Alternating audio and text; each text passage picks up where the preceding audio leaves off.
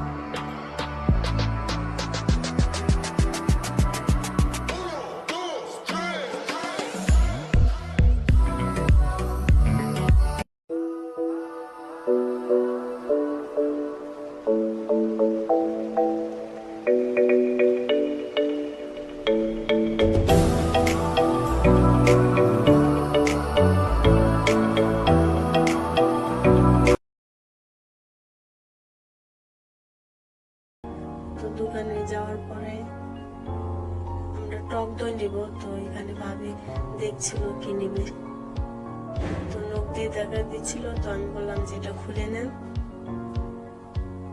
তো এক প্যাকেট নিলাম, খুব ছোট ছিল প্যাকেটটা। তো আমরা তিনজন মানুষ, তো ছোট আমরা কম করেই করবো।